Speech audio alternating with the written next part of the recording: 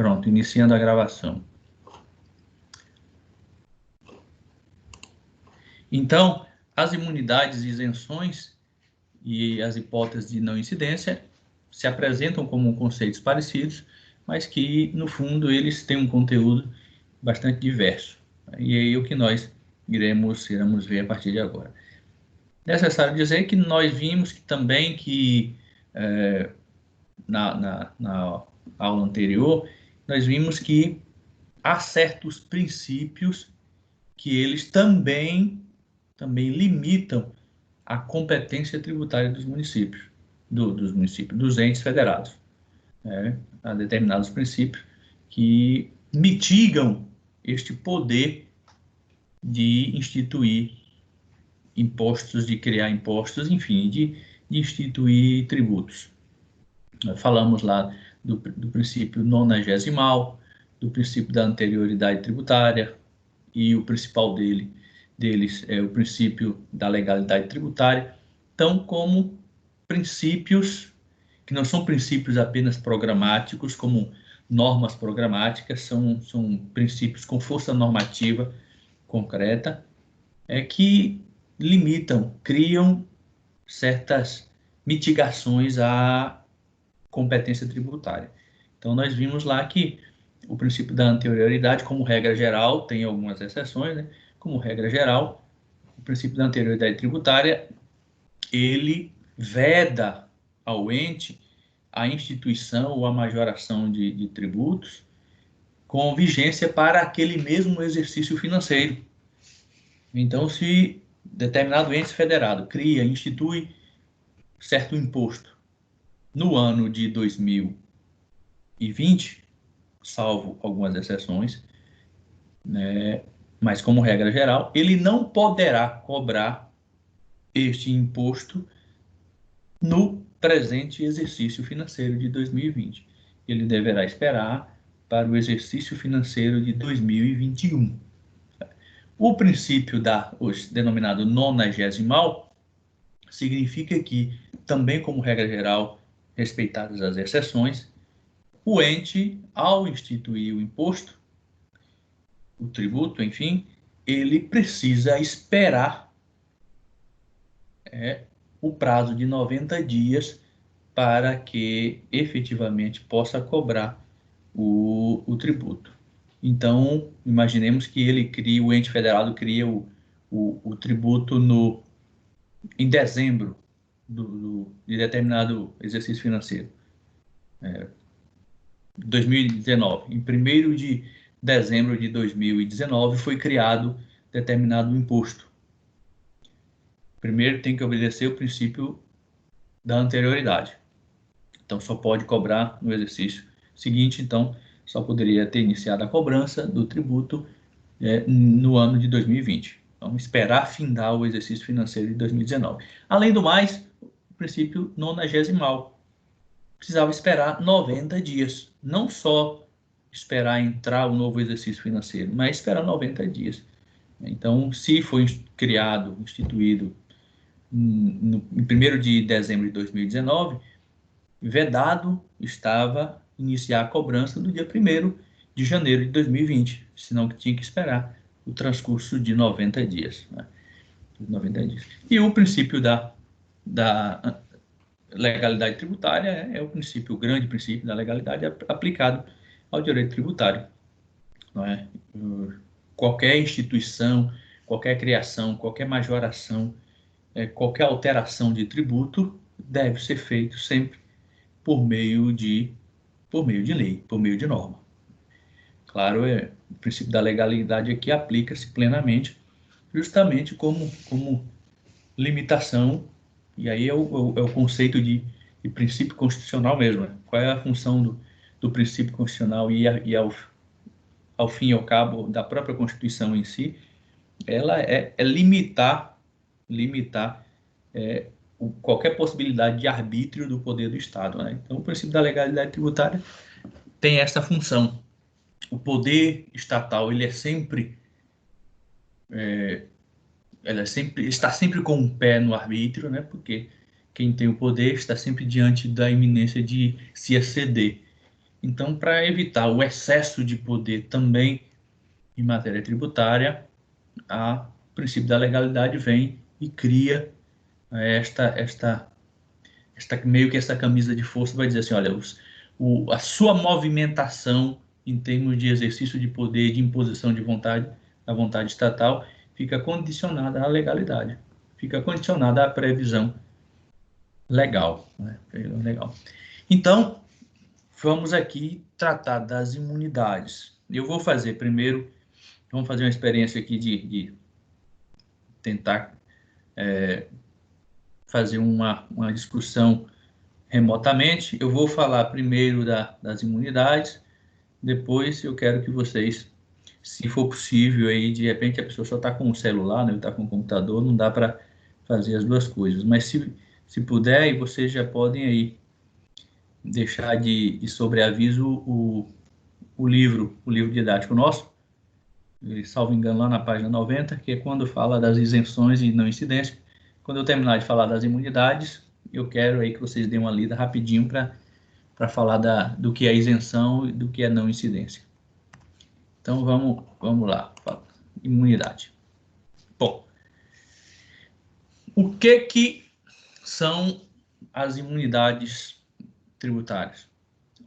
O conceito geral de imunidade, né, e tem várias imunidades.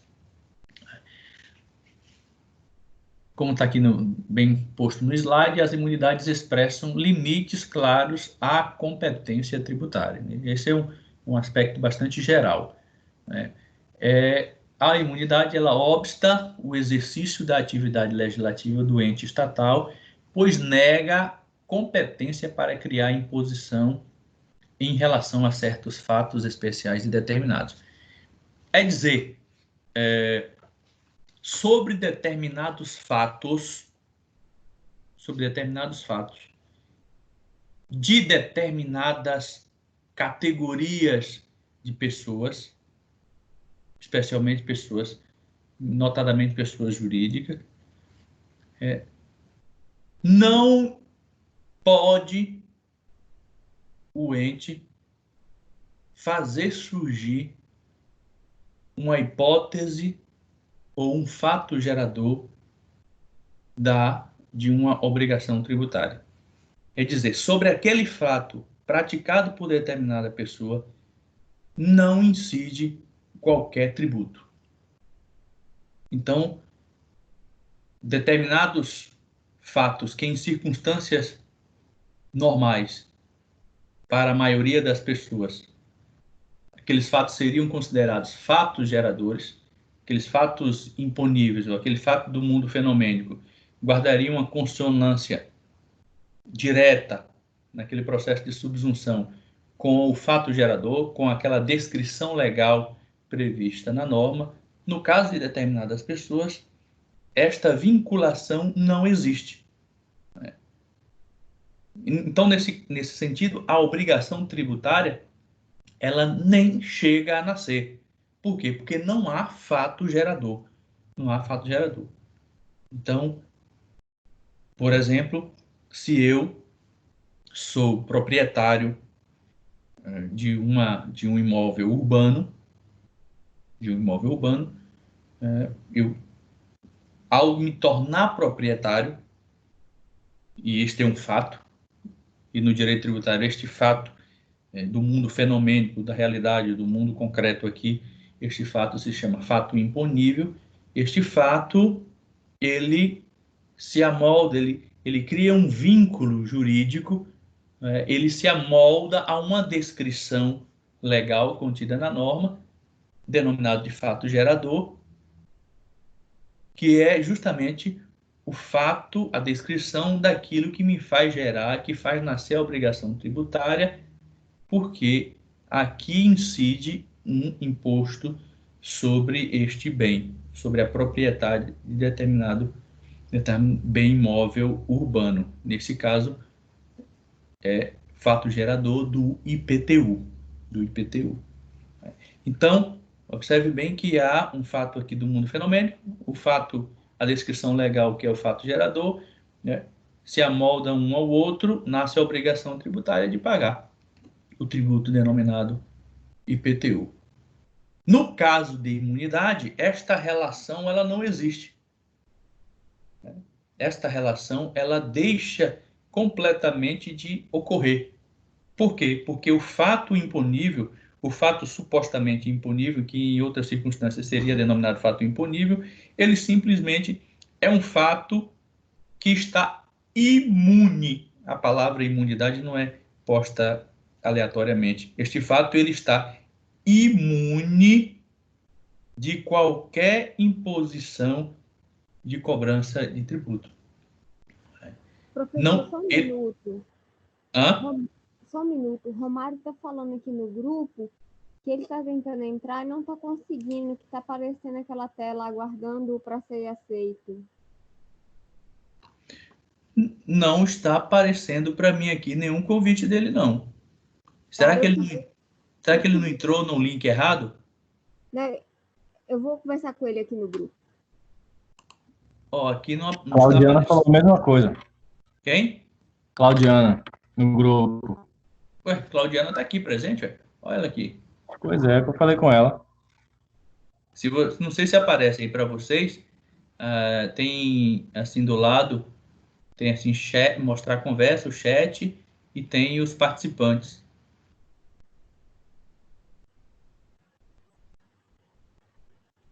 Tá? A Claudiana está aqui.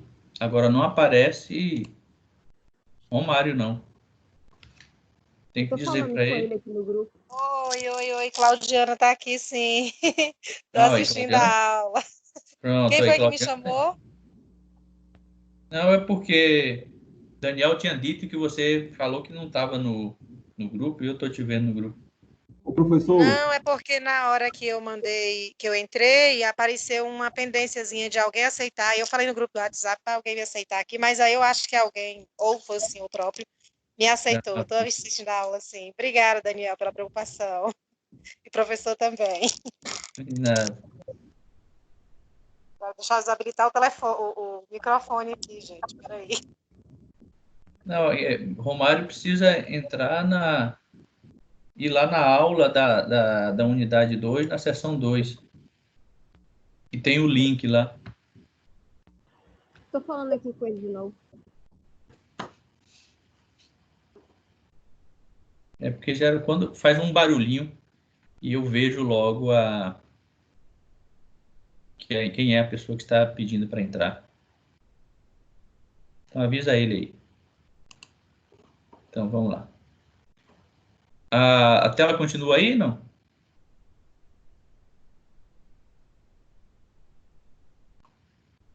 A tela continua aparecendo, pessoal? Continua assim. Para mim, continua. Beleza. É imunidade tributária. Então, pronto. Então, assim, só para concluir e para ficar mais claro, para a gente ir direto para a Constituição, finalizando essa parte mais conceitual, o fato gerador, que seria, não podemos nem dizer fato gerador, o fato ele está imune à cobrança de tributo. E, portanto, o ente não pode, por vedação constitucional expressa, não pode instituir imposto nenhum, ou tributo no sentido genérico, sobre aquele fato. Por isso é a denominada imunidade. O ente federado está impedido de tributar, de criar uma descrição legal, uma norma, para que este fato se amolde. Então, se amolde a ele, portanto, faça nascer a obrigação tributária. Então, fica imune. Não tem como o Estado fazer qualquer tipo de instituir qualquer tipo de tributo para dali surgir a obrigação tributária, né? Então, repito, não há fato gerador, a obrigação tributária, portanto, ela nem chega a nascer. E aqui nós vamos especificamente aos casos aqui previstos na Constituição. E nós vamos lá ao artigo 150 da Constituição Federal, a partir do inciso 6º.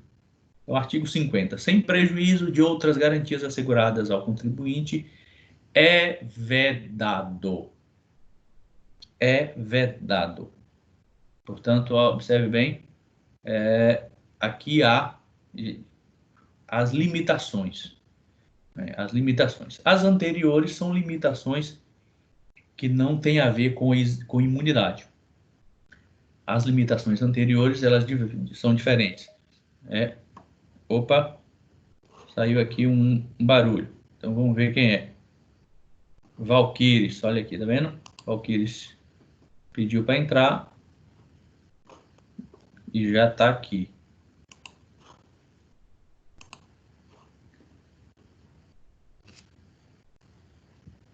Então, observe, é vedado à União, aos Estados, ao Distrito Federal e aos municípios, inciso 6, instituir impostos sobre patrimônio, renda ou serviços uns dos outros. Uns dos outros. Então, nós temos aqui a denominada imunidade recíproca. Recíproca. É vedado às pessoas políticas instituírem impostos sobre o patrimônio, renda ou serviço umas das outras. O mesmo se dá para as autarquias e as fundações públicas, né? Excluídas as empresas públicas, evidentemente. Então, entre si, os entes federados, União, Estado, Distrito Federal e município, não podem instituir impostos uns dos outros. É a denominada imunidade recíproca. Então, observe que o patrimônio, não é, da União, suponhamos que a União tenha aqui em Teixeira de Freitas um prédio onde funcione a Universidade Federal do Sul da Bahia.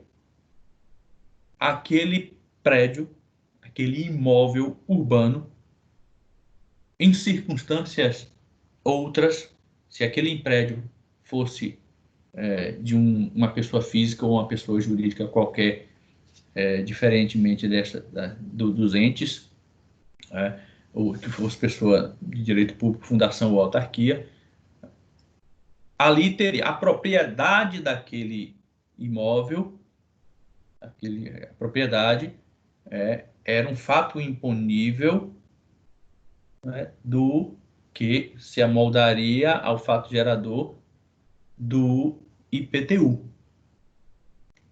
No entanto, como aquele bem imóvel é patrimônio da União, da Universidade Federal do Sul da Bahia, no caso, nem poderíamos falar de União, porque a universidade é uma autarquia, então valeria no exemplo.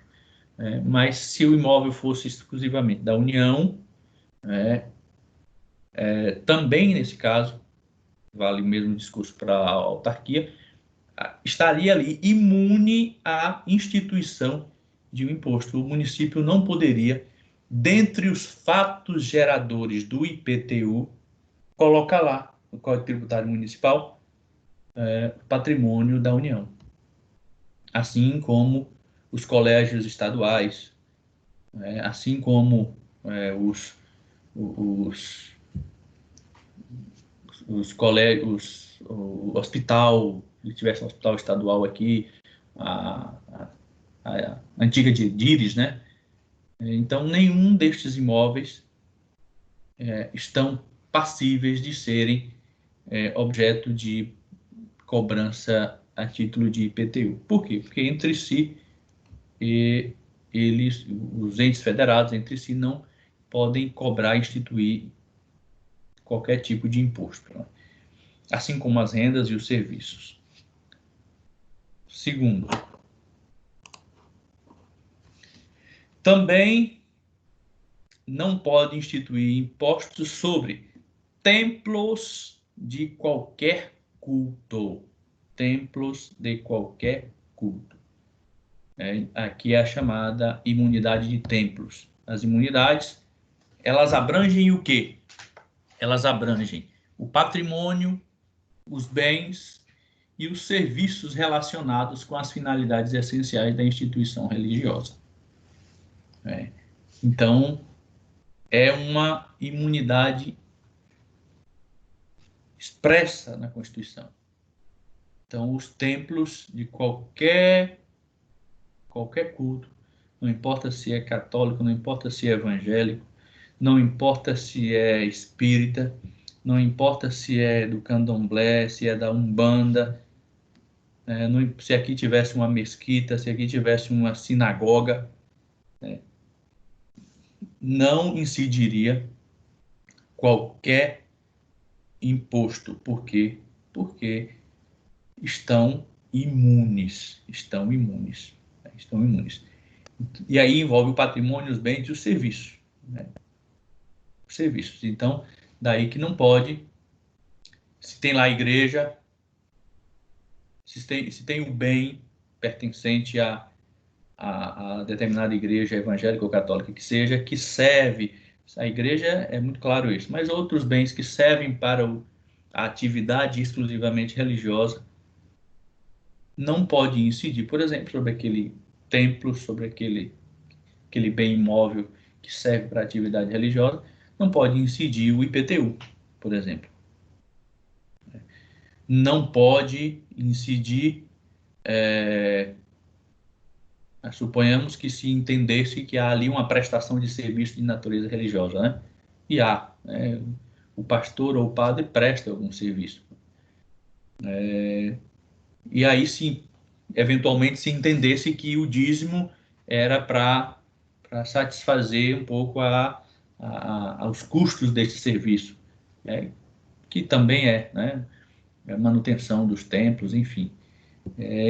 Mas sobre aquilo ali deveria incidir o ISS.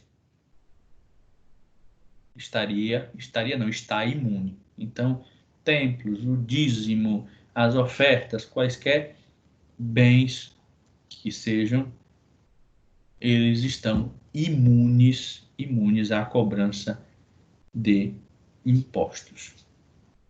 Há uma crítica muito grande a esse respeito, né? Vira e mexe surgem discussões sobre esta imunidade. Quem é contra alega que é um privilégio exagerado conferido às religiões, né? Porque vivemos num país laico, um país que não tem nenhum tipo de preferência religiosa, e por isso não se justificaria. Mas, por outro lado, o que a Constituição quis era preservar, de certa maneira, né, garantir em toda a sua plenitude possível o exercício da liberdade religiosa. A ideia do legislador constituinte foi esse, né? Até porque quem formou a Constituição, o legislador constituinte, estava ali fragmentado composto por diversos grupos de interesses, evidentemente. Ali tinha bancada ruralista, bancada religiosa, lá desde 1988. As bancadas por grupos de interesses, né? E tinha os lobistas de sempre. Então, a Constituição é resultado deste consenso possível, né? Desta composição de interesses. Nem sempre sai uma coisa completamente unânime, mas, enfim, é o que foi possível fazer naquela época. Então, imunidade dos templos. A linha C. É vedado instituir impostos sobre patrimônio, renda ou serviços de quem? Dos partidos políticos, inclusive suas fundações, das entidades sindicais dos trabalhadores, das instituições de educação e de assistência social sem fins lucrativos, atendidos os requisitos da lei. Então, aqui nós temos outra imunidade. O patrimônio, renda e serviço dos partidos políticos está imune à instituição de impostos. Não pode nenhum ente instituir qualquer tipo de impostos sobre o patrimônio, renda e serviços dos partidos políticos, inclusive suas fundações. Porque não sei se vocês se recordam, os partidos políticos, eles, além de terem suas rendas, seu patrimônio advindos aí, e a renda está cada vez maior, né, dos partidos políticos, seja por parte do fundo partidário denominado, seja o dinheiro público advindo do fundo eleitoral, né, a renda é muito grande. E o patrimônio dos partidos costumam crescer ano após ano. E também cada partido, por imposição legal, deve ter uma fundação de estudos. Cada partido tem uma fundação ali que teria a função, tem a função, né, de fazer as formulações teóricas daqueles partidos, né? Então, por exemplo, as mais conhecidas são a fundação do PSDB, por exemplo, a fundação que se chama, é sempre o nome de alguém, assim, alguma personalidade ligada à história do partido. Fundação, agora não me lembro o nome. O PT, por exemplo, tem a Fundação Perseu Abramo. O Democratas também tem outra fundação. Então, são fundações que se dedicam a fazer estudos políticos relacionados às finalidades, à ideologia do partido político, né? Também, estas fundações vinculadas aos partidos políticos, elas estão imunes à instituição de impostos. Das entidades sindicais dos trabalhadores. Aqui, às vezes, a gente vê algumas pegadinhas nos exames de ordem, que fala das entidades sindicais patronais. Não, a Constituição, ela excluiu a imunidade das entidades sindicais dos patrões, do patronato. Apenas dos trabalhadores, entidades sindicais dos trabalhadores. Das instituições de educação e de assistência social, sem fins lucrativos também, né?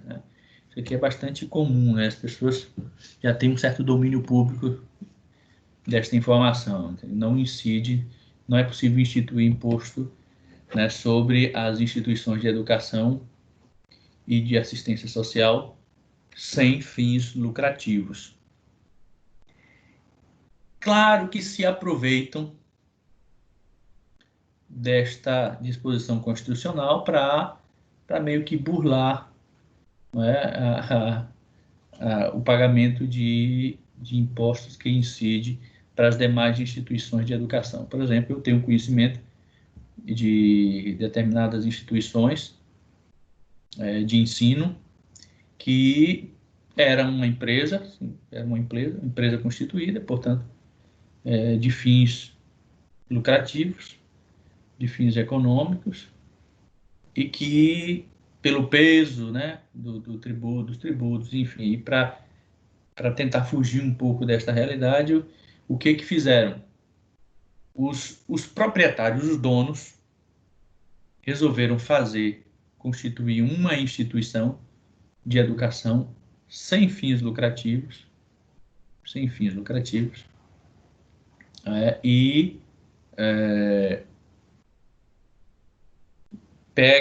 pegou o patrimônio da empresa, passou para o nome da instituição, né, e passa a oferecer naturalmente, né, o serviço. Então, mantém a pessoa jurídica empresarial, mas o patrimônio passa a ser da instituição de educação sem fins lucrativos.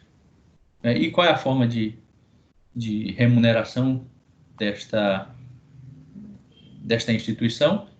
O patrimônio é alugado para pessoa jurídica, que de fato é a empresa com objeto educacional, né? Então, eles fazem uma separação aqui, supostamente uma separação de direito, mas faticamente não, né? E isso permite economizar aí no pagamento de certos impostos, por exemplo, os impostos relacionados a IPTU, etc., né? O patrimônio fica imune, né? E aí dá um alívio aí para a turma. A denominada imunidade tributária cultural. Cultural, está lá no inciso, no sexto inciso, a linha D. É vedado instituir impostos sobre livros, jornais, periódicos e o papel destinado à sua impressão. Ficou conhecido como a imunidade tributária cultural, cuja finalidade não é outra senão, e aqui vem uma das funções desta figura denominada imunidade, que é também como forma de promoção de atividades que o Estado considera essencial. No caso aqui, a cultura. Então, quando se pensou na imunidade tributária cultural, justamente se pensou em favorecer a difusão cultural por meio dos livros, jornais, periódicos e o papel destinado à sua impressão. Ficou bastante esta redação, né? Tem uma súmula importante do STF, a 657, que tem a seguinte redação: a imunidade prevista no artigo 156, a linha D da Constituição, abrange os filmes e papéis fotográficos necessários à publicação de jornais e periódicos. Então, o STF fez uma interpretação, fez meio que uma espécie de mutação constitucional, né? Não alterando o texto constitucional, mas ampliando, de certa maneira, o sentido do texto constitucional, fazendo incluir os filmes e papéis fotográficos necessários à publicação de jornais e periódicos. Ô professor, Diga. além dessa súmula também, eu acho que ia ter um julgamento dele, do Supremo, sobre os livros digitais, não é? Que também abrange Sim. os livros digitais. Exatamente. Tem um mais recente que trata também disso. Porque, imagine, a Constituição, ela foi feita em 87, 88, foi promulgada em 5 de outubro de 88. Nem sequer se podia imaginar, sonhar que 30 anos depois nós estivéssemos nesse momento aqui, quase que tornando-se obsoletos os livros, jornais, né? Enfim. Naquela época era o grande meio de comunicação. O jornal, por exemplo, o jornal era um jornal, né? Hoje não, hoje jornal físico, né? Impresso. Hoje não mais, né? Hoje os jornais estão todos em crise, sendo substituídos quase que na integralidade pelos jornais digitais. E aqui tem uma coisa importante que merece atenção. O objeto livro, o objeto jornal, o objeto periódico, o papel, que é imune. A empresa que negocia, que vende, que comercializa, a livraria, a editora, não o são. Então, a editora continua, quando a livraria, a editora vende para a livraria determinada quantidade de livros e, portanto, faz circular, né? A editora vende para a livraria e, portanto, faz circular uma mercadoria, faz circular o livro. Aqui nós temos um fato gerador do ICMS, houve a circulação, né? A livraria, por sua vez, vende para o consumidor final. Tem aqui, mais uma vez, a circulação de mercadoria. Nós temos aqui circulação em etapas, né? E em cada circulação dessa, cada etapa, nós temos fato gerador do denominado ICMS. Claro que aqui, como o ICMS ele é não cumulativo, não há incidência, né, cumulada do imposto e na alíquota em todas as etapas. Então, só fazendo um parêntese para falar do ICMS. Então, a circulação, quando ela ocorre, e aqui a base de cálculo é o valor da transação, né? Então, se a editora vendeu para a livraria determinada quantidade de livros, vamos facilitar a conta, no valor de R$1.000, E se naquele estado esta transação aqui recebe uma alíquota de 10%, a título de ICMS, então 10%. 10%, então, de R$ 1.000 na circulação da mercadoria da editora para a livraria, vai incidir o ICMS no valor de R$ 100. Pronto. A livraria depois vai vender para o consumidor final. Vai fazer circular a mercadoria. Portanto, novamente, tem aqui um fato gerador do ICMS. Aqui, há incidência de 15%. Suponhamos, 15%.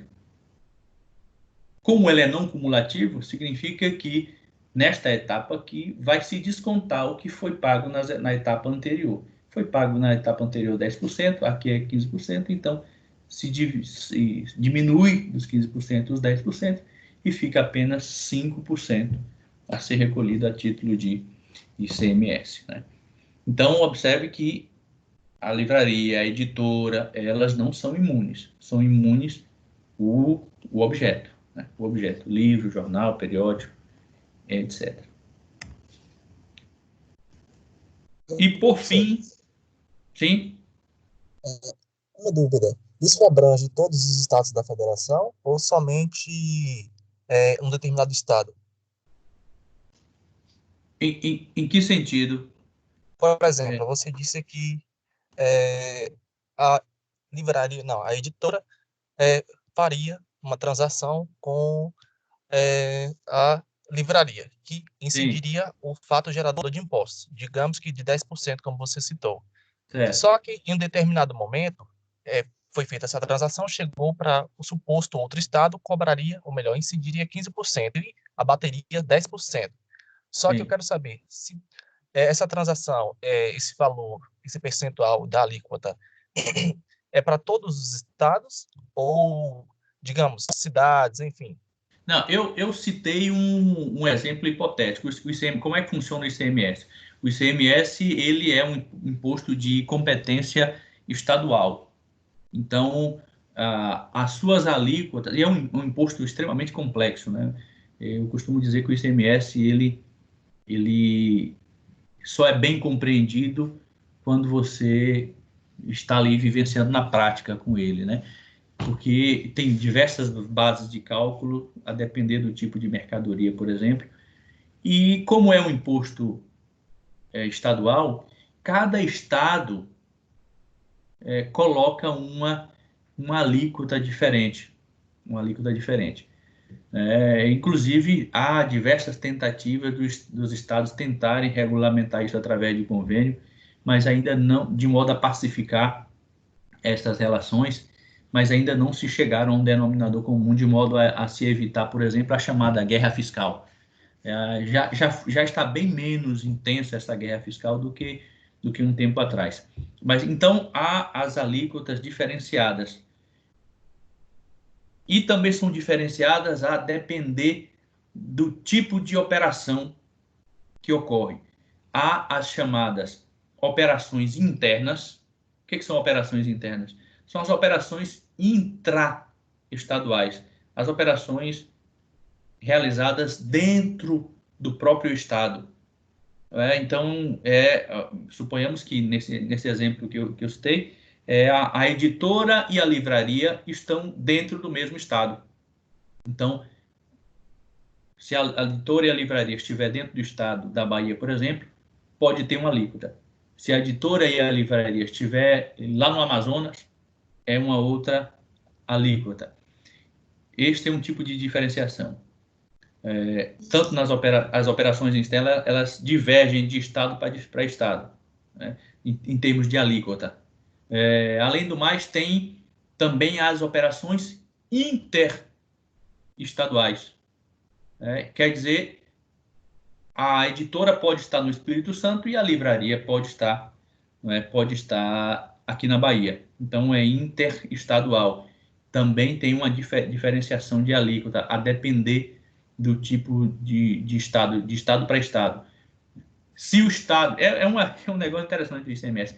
Se for esta transação interestadual entre estados chamados desenvolvidos, que são os estados da região sudeste e região sul, mais industrializados, excluído o Espírito Santo, por exemplo, a alíquota é diferente.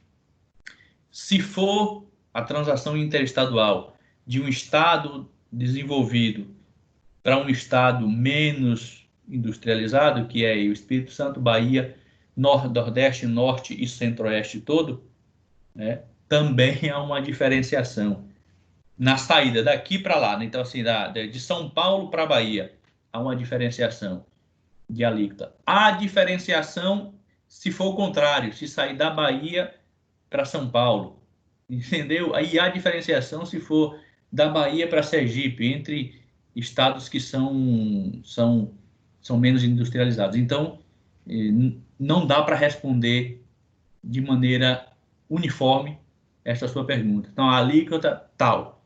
Não dá. Entendi. A título de ICMS, entendeu? Entendi. Agora, em todos os casos, haverá o abatimento com relação ao ICMS. Haverá.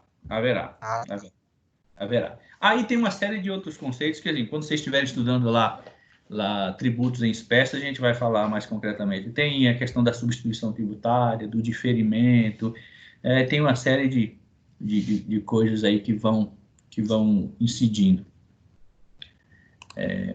Beleza. Sumiu o slide? Apareceu aí? Tá aí na tela o slide? Ainda não. Ai. Quando sai aqui... Meu não apareceu ainda também não, professor. Apareceu não? Peraí. E agora? Agora sim.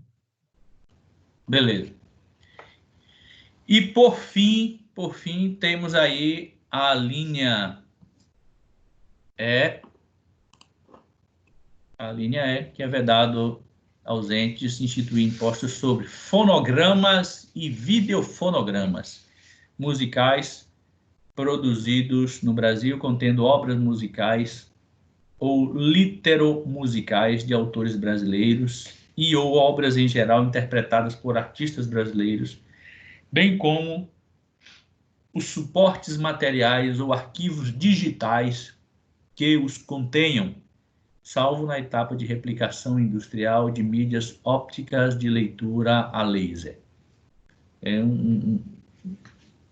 uma linha escrita certamente por técnicos da área de fonogramas e videofonogramas. Aqui é a chamada imunidade da música digital, né? Da música nacional. Imunidade tributária da música nacional. Esta imunidade ela foi inserida pela emenda constitucional número 75, de 2013, bastante recente. Fonogramas e videofonogramas, né? Fonogramas são CDs, né? E videofonogramas DVDs, né? DVDs. Claro que hoje completamente obsoletos, né? Ninguém usa mais CDs ou DVDs, né? Hoje as coisas são digitais já, né? Não tem mais... Tá aí o Spotify e enfim, as outras plataformas que já dispensam há bastante tempo os CDs e os DVDs.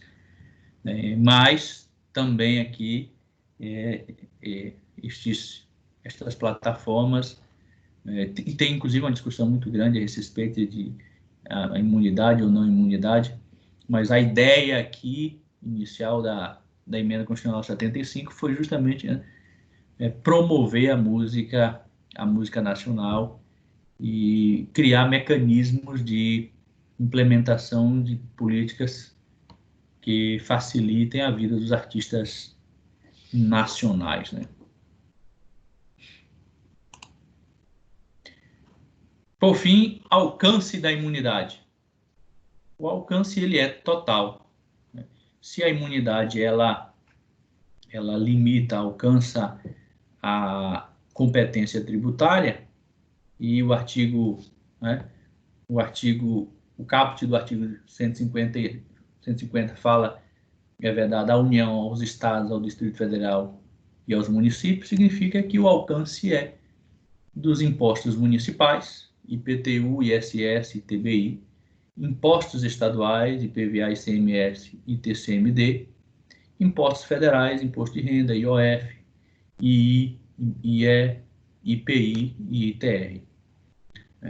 Então, são estes os impostos que abarca toda a gama de impostos conexos à competência tributária dos entes da federação. Tá certo? Alguma pergunta, algum questionamento?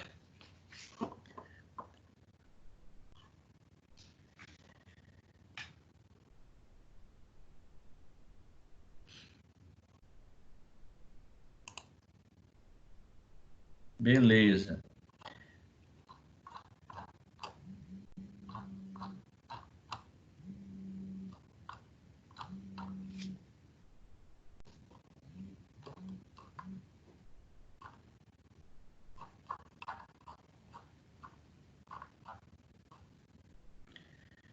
Bom, deixa eu falar aqui, aproveitar, eu estava pensando uma coisa, mas vamos simplificar as coisas aqui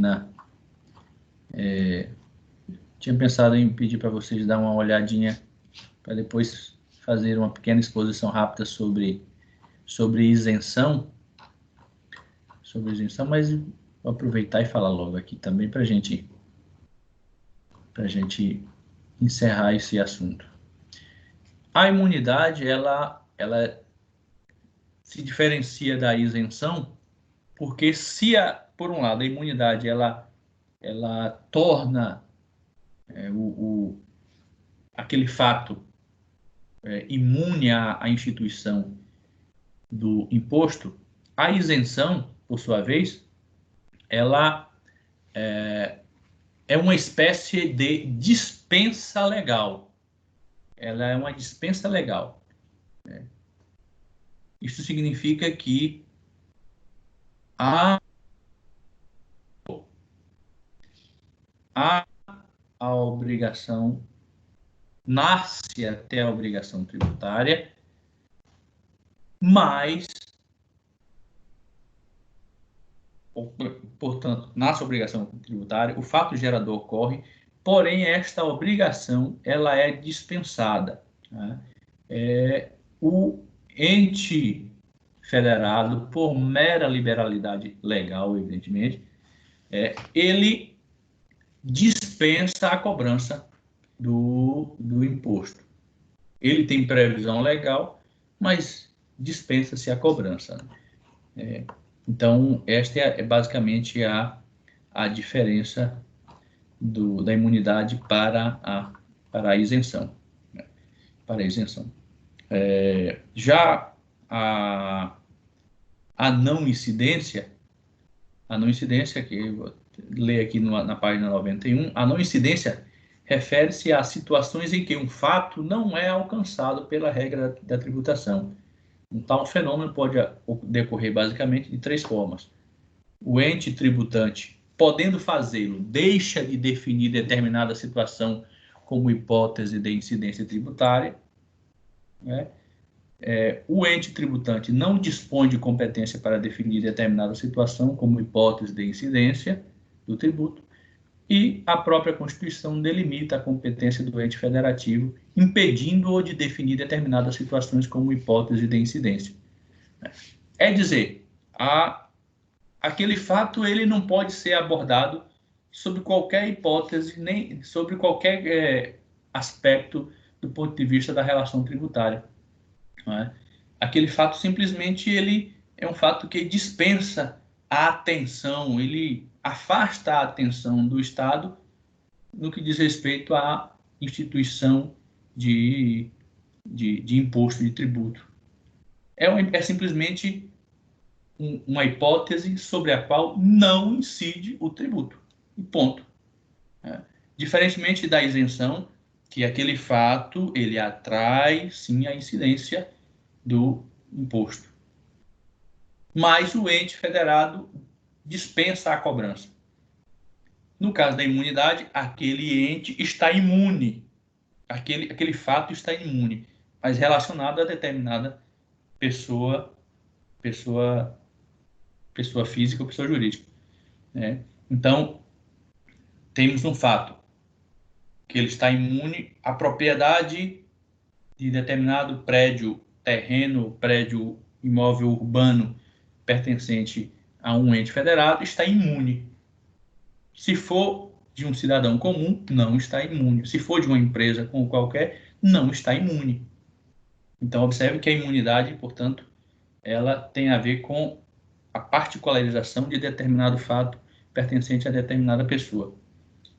A hipótese de não incidência é completamente diferente delas duas, porque simplesmente aquele fato ali, ele não atrai a atenção do Estado no que diz respeito a definir aquela situação como hipótese merecedora de instituição de tributo ou de atrair a incidência tributária, tá certo? Basicamente é isso. Exemplo de isenção. Vamos citar um exemplo de isenção. Um dos exemplos de isenção que nós podemos citar são esses programas que vira e mexe o governo federal faz sobre o nome de desoneração tributária. Então, eles desoneram determinados setores da atividade econômica, setores do mercado, com finalidade de política macroeconômica, né? Então, durante muitos anos, aí na época de Lula e de Dilma, determinados setores eram isentos do pagamento de determinados, por exemplo, os produtos chamados da linha branca, ali logo no início do governo Lula, né, houve de imediato a isenção daqueles produtos. Então, muita gente comprava geladeira, comprava fogão, comprava máquina de lavar, comprava tanquinho à torta e à direita. Isto criou um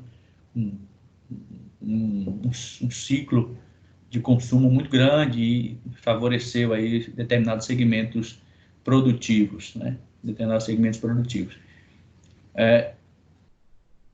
Ali era mecanismos de quê? De isenção, não era de imunidade, era de isenção.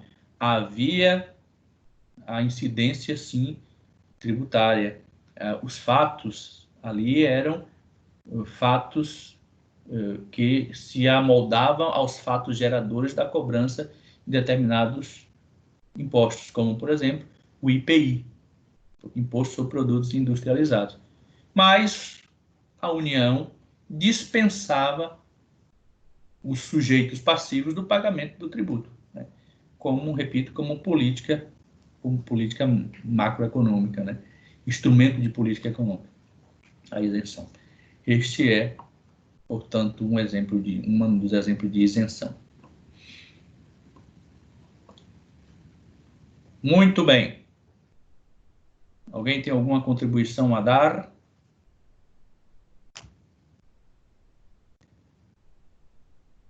Professor, essa proposta de isenção...